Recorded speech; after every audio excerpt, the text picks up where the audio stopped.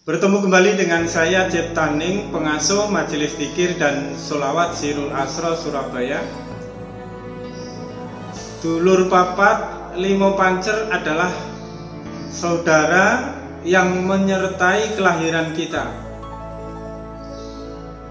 Dia lahir, dia ada bareng bersamaan dengan kelahiran manusia ke dunia ini. Di dalam ayat Al-Quran disampaikan bahwasanya setiap kelahiran manusia selalu disertai dengan malaikat penjaga. Orang Jawa kuno memaknai malaikat penjaga tersebut dengan dulur papat limo pancer. Dulur papat atau saudara empat yang menyertai kelahiran kita adalah kawah atau ketuban. Yang kedua adalah ari-ari atau plasenta. Yang ketiga adalah getih atau darah. Yang keempat adalah pusar. Sedangkan yang kelima adalah wujud daripada manusia itu sendiri sebagai khalifatullah yang secara zahir serta secara batin. Orang Arab sendiri memaknai dulur papat limo pancer adalah dengan malaikat Jibril, Mikail, Israel, Israfil. Jibril, Mikail, kaki kanan Israel, kaki kiri Israfil. Di dalam Islam kejawen memaknai dulur papat limo pancer adalah sebagai sahabat Nabi Sayyidina Abu Bakar, Sayyidina Umar, Sayyidina Utsman, Sayyidina Ali, dan pancernya adalah Sayyidina Muhammad Rasulullah Sallallahu Alaihi Wasallam. Pemaknaan ini adalah sesuatu hal yang sama, bukan sesuatu yang terpisah sehingga kita mencari perbedaan-perbedaannya, pembenaran-pembenarannya, mana yang baik, mana yang benar, dan mana yang salah. Tetapi karena hasanah ilmu Allah itu begitu besar, sehingga di dalam memaknai sebuah ilmu, di dalam memaknai sebuah ayat, di dalam memaknai sebuah dasar yang ada di dalam Al-Quran itu, yang mendasari tentang kelahiran manusia, yang mendasari tentang saudara di dalam diri manusia di saat dia terlahir ke dunia, maka begitu banyak penafsiran, begitu banyak pemahaman. Namun dari beraneka ragam pemahaman, pendapat, kesimpulan, hal itu tiada lain hanya untuk menjaga agar manusia itu sendiri kembali menjadi sempurna, kembali mengenal dirinya, dan kembali mengenal Tuhannya. Kemarin sudah saya sebutkan tentang pertemuan antara alif lam ha dan mim ha mim dal, antara luar tangan kita, luar telapak tangan kita, dan dalam telapak tangan kita. Apabila diri kita sudah mempertemukan antara dua telapak tangan ini dan kita menemukan suatu hawa yang nyaman yang ada di dalam hati kita, bahkan meliputi tubuh kita, maka selanjutnya kita harus mengenal tentang titik-titik, titik unsur api, titik unsur angin, titik unsur air, dan titik unsur tanah yang ada di dalam tubuh kita. Sehingga apabila kenyamanan tersebut yang kita dapatkan dengan pertemuan dua telapak tangan kita, maka akan menetralkan unsur api, unsur angin, unsur air, dan unsur tanah.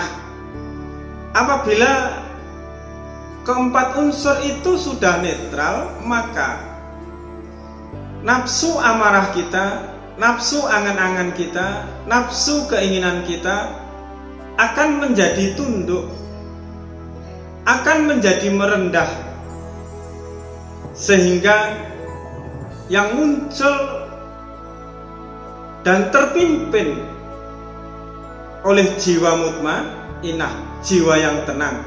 Dengan jiwa yang tenang inilah sebagai modal untuk diri kita agar kita mampu memandang wajah Allah. Dimanapun kita memandang, di situ wajah Allah akan nampak dengan segala keindahannya, dengan segala keagungan dan kebesarannya. Titik api ada di dalam kening kita, titik angin di dalam napas kita, titik air di dalam jantung kita, dan titik unsur tanah ada di saat kita duduk bersila. Oke, yang kita kaji adalah unsur api. Apabila tangan kita ini, pertemuan antara dua telapak tangan ini sudah kita temukan, terus kita tempelkan ke dalam unsur api, ya, maka yang dirasakan akan ada hawa tenang, hawa nyaman yang menyelimuti hati kita, terus dia membias keluar sehingga meliputi tubuh kita. Ketenangan yang timbul akan meredam segala amarah yang ada di dalam diri kita. Segala kebencian akan diredam. Segala rasa iri hati, sombong, pendendam, hasud, riya, takabur, dan lain sebagainya. Semua jenis yang berangkat dari sebuah kesombongan. Semua perilaku, semua dorongan nafsu yang berangkat dari rasa kesombongan pada diri kita, maka akan dinetralkan, akan direndahkan, akan dilembutkan, akan ditaklukkan, dan akan dikendalikan oleh pertemuan dua telapak tangan kita ini. Ya, itu masalah nafsu amarah yang menimbulkan berbagai hal, emosian, gampang curiga, tidak mau mengalah, suka membenci orang, mudah dendam, iri hati, hasud, riya. Itu satu golongan, satu kampung, satu family. Jadi kalau sudah sombong, pasti yang muncul adalah rasa takabur. Kalau sudah takabur, pasti ego keakuannya kuat. Kalau ego dan keakuannya kuat, pasti merasa benar, merasa menang. Terus apabila dia tersinggung, hatinya mudah marah, pendendam, pembenci, dan sejenisnya. Banyak sekali orang-orang yang stroke, yang vertigo, karena terlalu banyak pikiran. Pikiran karena ketakutan, pikiran karena cemas, pikiran karena banyaknya dorongan-dorongan untuk mendapatkan ini, mendapatkan itu.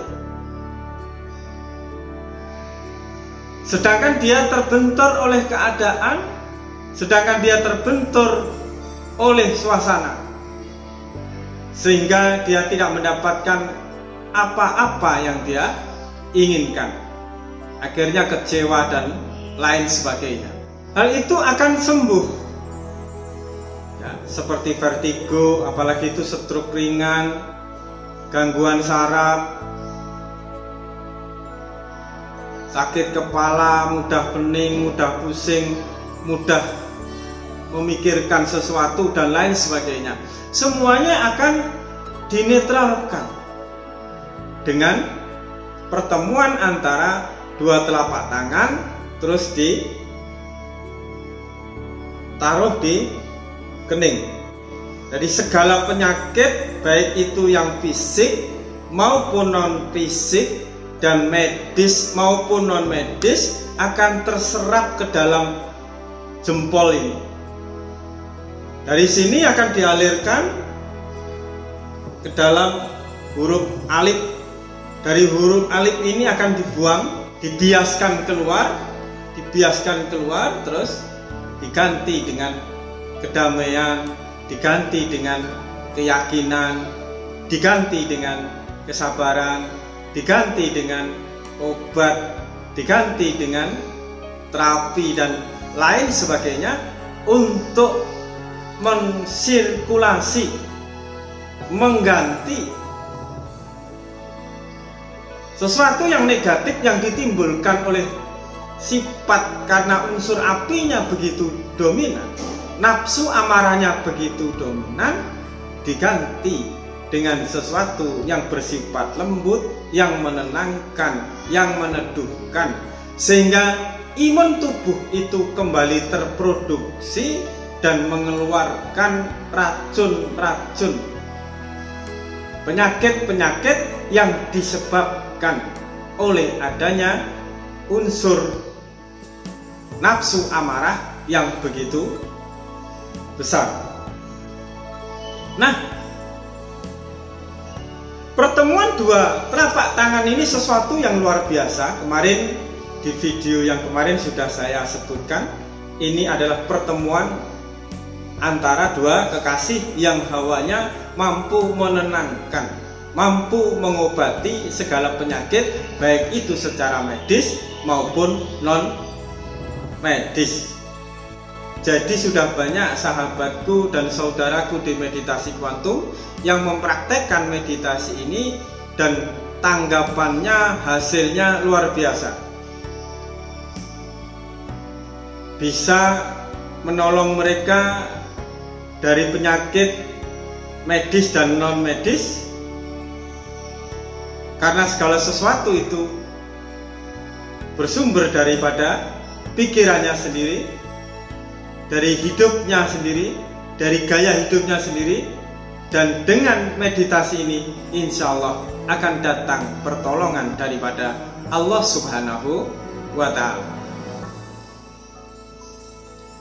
Apabila kehidupan dunia, ya, rezeki seret, usaha bangkrut, rumah tangga ruwet, kayak benang kusut, tidak tahu ujung pangkalnya, tapi buleti, telah mencari jalan keluar kemana-mana tetapi belum bertemu, belum mendapatkan jalan keluar, justru yang didapatkan menambah beban kehidupannya, menambah sulit hidupnya, menambah mampet rezekinya. Hal itu terjadi karena unsur apinya begitu besar. Apabila seseorang itu unsur apinya begitu besar, maka apapun yang dia ciptakan, apapun yang dia inginkan, akan terbakar oleh api. Kita berusaha sesuatu, tetapi unsur api kita begitu besar, maka akan direspon oleh unsur api yang begitu besar juga dari luar.